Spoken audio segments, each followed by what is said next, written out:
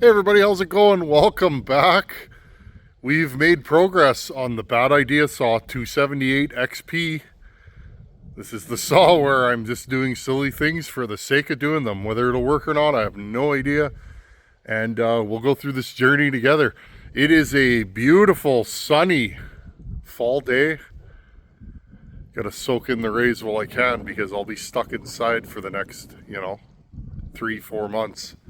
Winter's setting in fast. I got to get this project wrapped up so I can do some more yard work.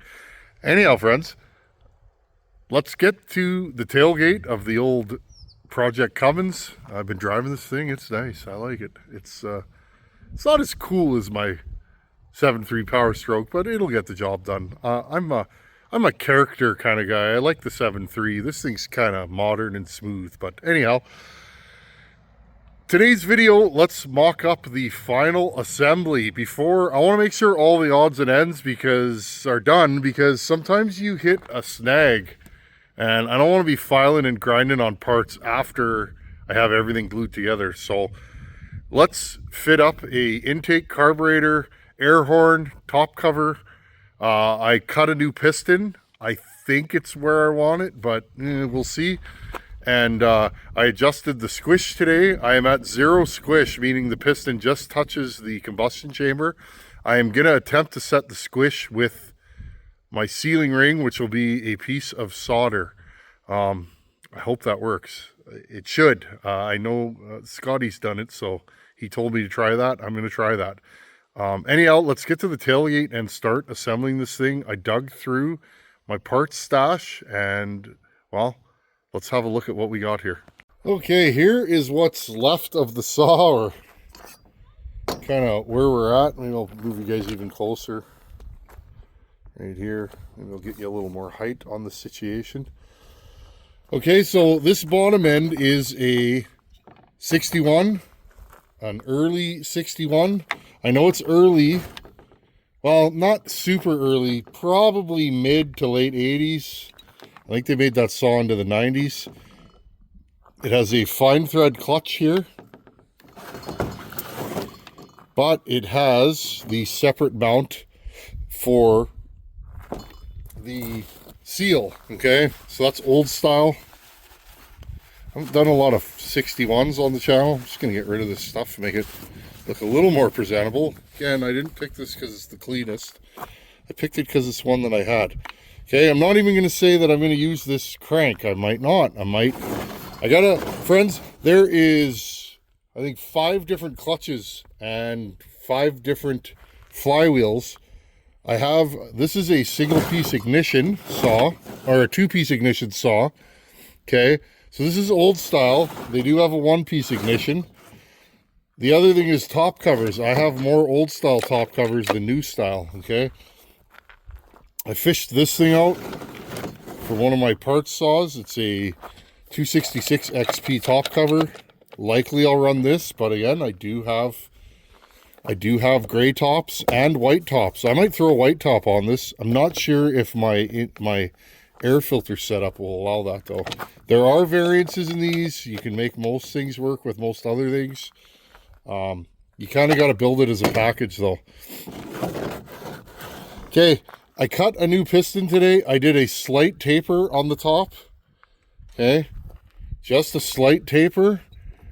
I also dropped the cylinder more, friends. This might be the death of me. We're at 100 thousandths on the base now. That's as thin as a feller can get. I can't go any thinner because I won't have any base there. And look, I'm right into the transfers. I hope this seals. That should be enough though. I cut the bottom of the transfers off because there's really nothing left of them. And yeah, somebody mentioned the impulse hole. Well, there's the hole there. These don't have a hole cut into the case. They have a huge relief. Okay, so if a guy sticks his head under there, okay, and looks, it should pretty much line up. I will have to check that out maybe just a little bit more, but okay, so these are all those little things that you have to eyeball. Thank you to the person that messaged that, because that is a thing, and I thought I'd mention it. Okay, and again, This goes up and through here, and that's what gives you your fuel pump. If this is covered, guess what? The saw, if it starts, it won't have any power, okay? I won't get any fuel to it. So what I ended up with about 99 on my exhaust. Okay, 99 on the exhaust. My transfer's open at about 122. Couple little issues with this cylinder. I'm going to try and run this cylinder. I may order another 2 or 3 from Wolf Creek.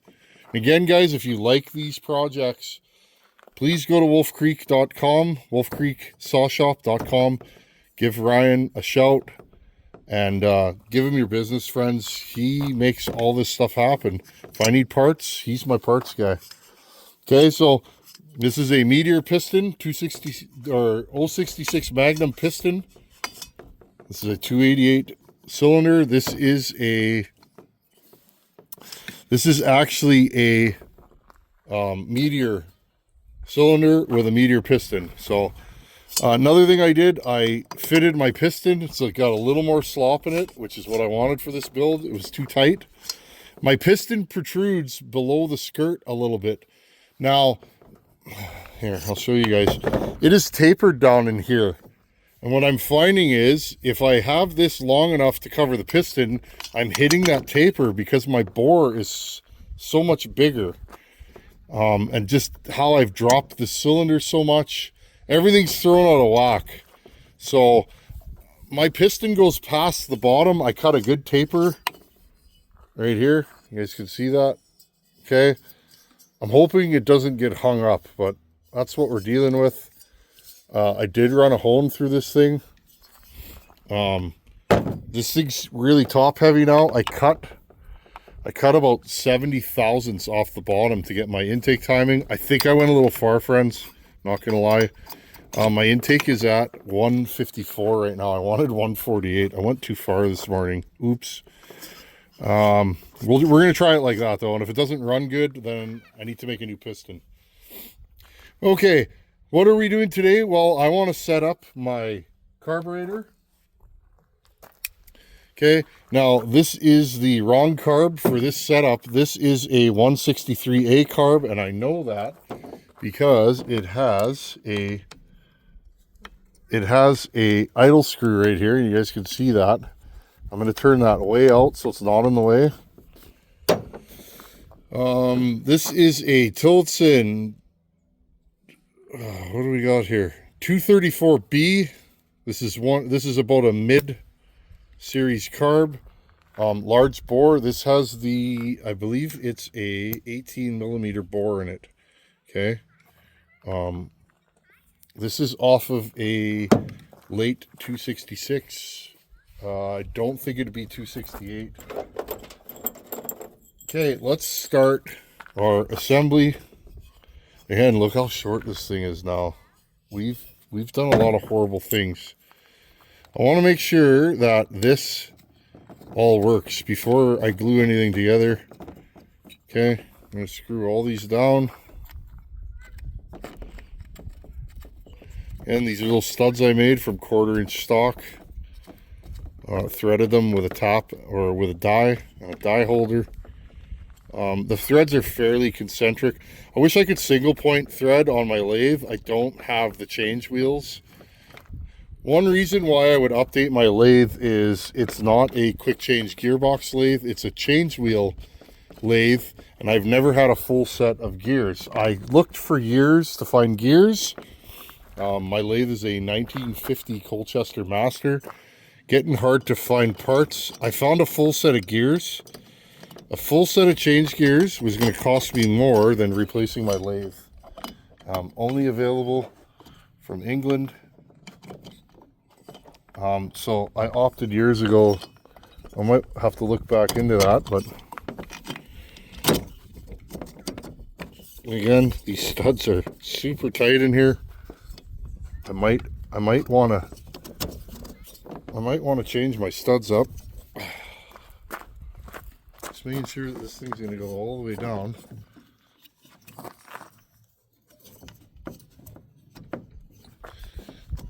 I should have marked the studs, friends. I had them all in such a way, like bent in such a way that this thing fit on and off of there really nice. It went down, so I'll make a note. I still have to relieve those holes just a hair. You guys can look in here. Okay, they're still a little tight. I think my cylinder's centered though. Yeah, it looks to be centered. Okay.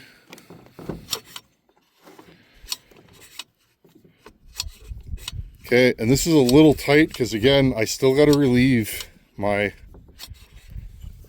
case. Okay, and the case is actually squishing the bottom a little bit. I did some measuring earlier. Okay, this is good for mock-up. We know what we have to do. It's not a big deal. And again, these studs are pushing. Okay, these studs are pushing on the cylinder and just causing, there you go, see? The studs are putting a little side load on it. You'd be surprised what a little bit of oomph will do. Okay.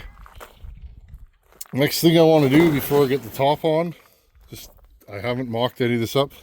This saw will likely wear a decomp. At 99 exhaust, I did cut the squish band.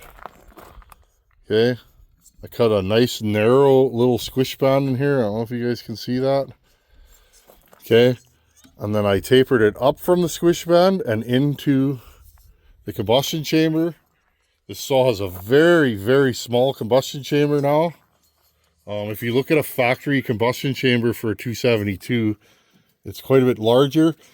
I can always make this bigger, okay? I can't make it smaller, so. And I may have to take this apart several times and play with my combustion chamber. Okay, we can no longer spin this thing over. It is at 0 squish. I adjusted everything this morning. Okay, so again, we know this is going to work nice. It's not going to interfere with anything, so we don't got to worry about that. Here's our top cover. Well, that fits nice. So let's put our washers back on here. Just want to make sure everything fits.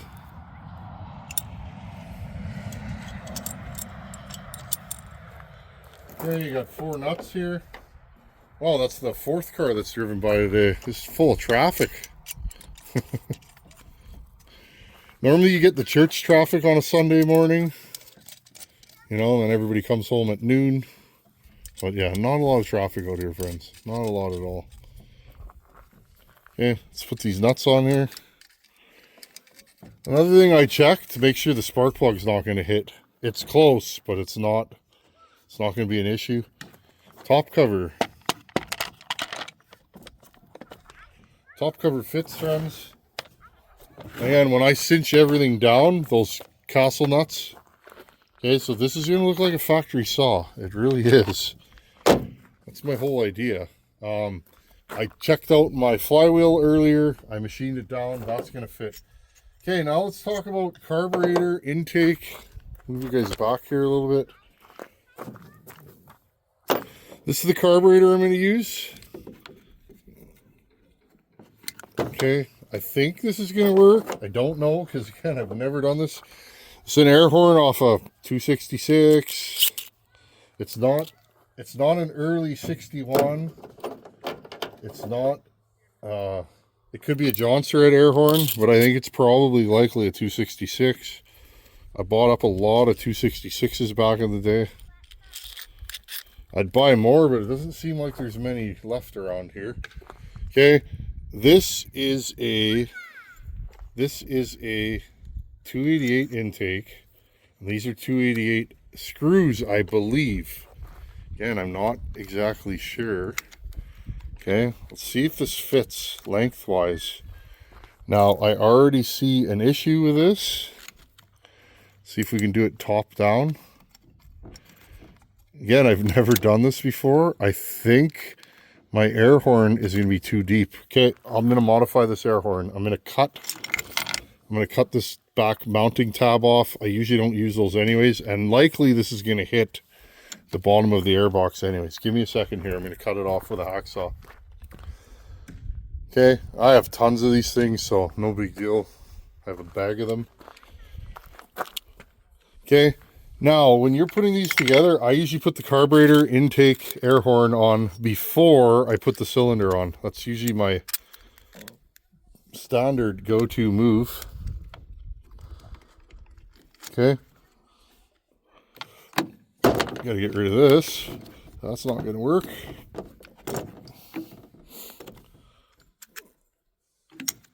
And I've never attempted this. Okay, so I'm already noticing, let's see what's hitting here. Is the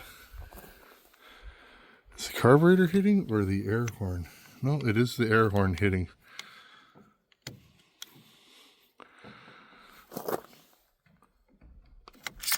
Okay, you see this here? Right here, friends? I gotta grind that off. I'll be right back. Okay, like that. These are the little things that take forever, friends. When you're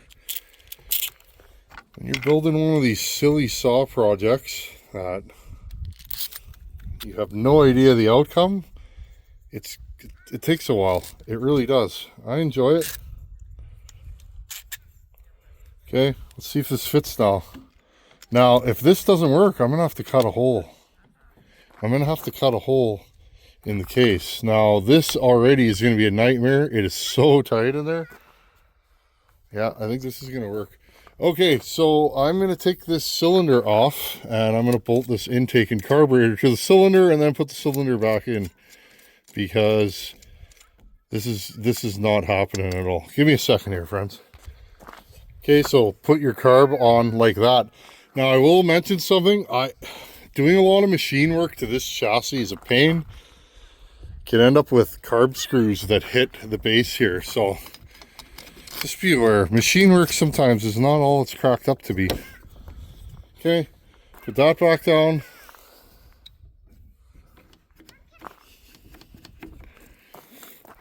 Well, that definitely fits. Put that there.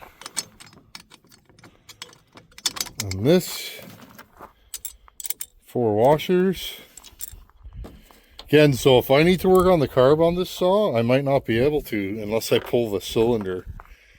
That's a little bit of a not cool thing, but we'll figure it out.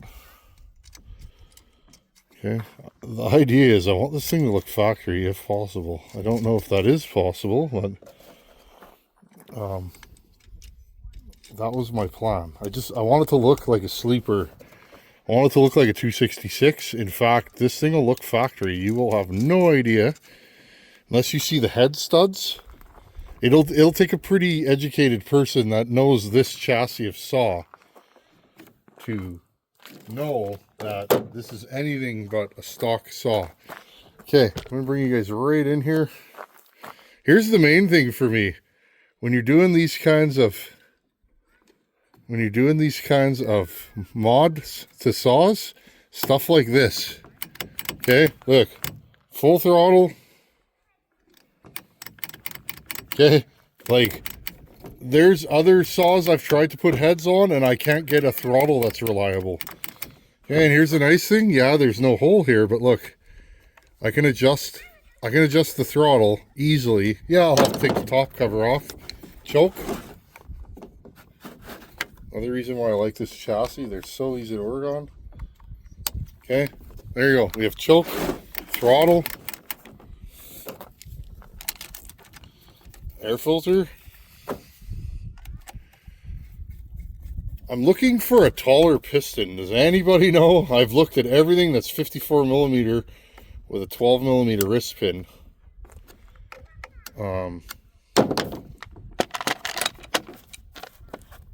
Friends, we have it. We have done it. Whether this thing's going to run, I'm a little concerned about the intake timing. Don't really like JB Weldon cylinders. I don't at all. It's not a thing for me. I don't like JB Welding cylinders. I find it doesn't last very long. It's kind of shoddy. I might have to do that. But again, I can make a new piston pretty easily. Okay. There you guys go. Fuel lines from here to there. There's no problem there. Okay. And then, of course, you do this. Okay. Let's tighten this down. We know the spark plug's in the same place as factory. That's not going to be an issue. And if it is, well, we're pretty dedicated already. So this will be a 78cc 266, 272. I might not run this nice top cover because these are getting hard to find. This has a little more room for the air filter though. So I have more of these that aren't as nice, so I might put an ugly one on here. It actually will be funny if this saw is ugly looking.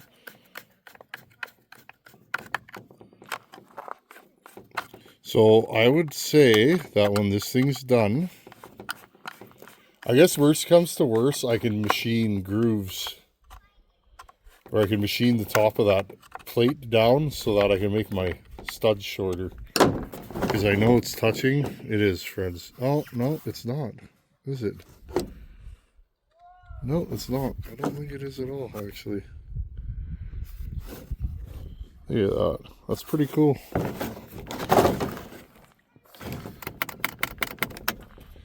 Like, yeah, stop, start, switch, everything's going to work on this saw. Choke will be factory at our high idle. Find a good recoil for this thing. And again, friends, I don't even think I'm going to port this cylinder. I'm just going to throw this thing together the way it is. And that one fin is touching here, so I will have to take the grinder to that. Just cut 1/8 of an inch off of it. Pipe. All of my 288 pipes do not fit this because they hit the case. Because this thing is machined so low, any pipe I have will not fit. So I'm either gonna have to cut a pipe down or just make a complete new pipe, which I just might do. I don't think a 266 pipe is gonna work on this. Need something with a little bit bigger diameter. But I don't know, friends. I've never done a 54 mil bore saw with this short a stroke. Everything I might know might be completely wrong, or I think I know might be wrong. These projects teach you more than any other saw you're going to build. To me, I learn a lot from doing these. I think my intake timing is going to be too long. I may just go ahead and do another piston. There you guys go. I don't even have to make a longer spark plug wire. This is a lazy man's big bore, ultra big bore project. If this works, I've already decided I'm going to do another one. I have a 268 here that I have of Buckins that I've had for a while. We were doing some stuff and then we decided to go in a different direction, and anyhow, we'll see how this one works, and if it works good, maybe I'll just throw him this one, put some miles on it, and see how long it lasts. Again, I'm not getting a full rotation. So my main concern right now is relieving the case and making sure this thing goes smoothly, okay? Everything, and grinding these holes bigger. I want to make sure there's enough play in here that I can get this cylinder sitting exactly where it wants to go and nothing's binding. If I squeeze that bottom 1/1000th, I am going to end up wiping my piston. If there's too much play, it might leak because I have such little. I'm gluing around the base of the cylinder, but really that part that protrudes in and the sides of the transfers are all that's going to be gluing this thing together. Like, she's thin, friends. And again, I figured this would work. We're not hitting the intake here. That happens a lot.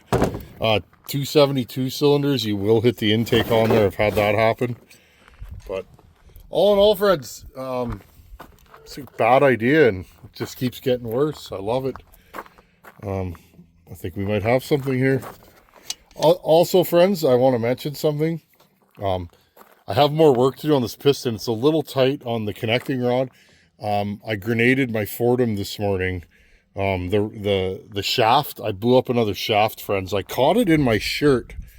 I had I had the piston tight into me and I was going like this, and I touched my shirt, sucked it in, and broke my shaft. So I'm gonna have to order parts. I'm kind of at a standstill. I still need to do work to this piston, flow it, lighten it a bit more, but I think we're as good as we can get.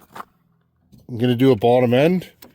I have to grind out or sand out because I'm really taking a couple thou off. I have to sand out this bottom end, and I can't sand it once I put it back together. So I might end up putting the cases together a few times with no crank, and then putting this in there to make sure everything's good. But anyhow, friends, I think this is gonna be a go. And I mean, she looks factory. I love it.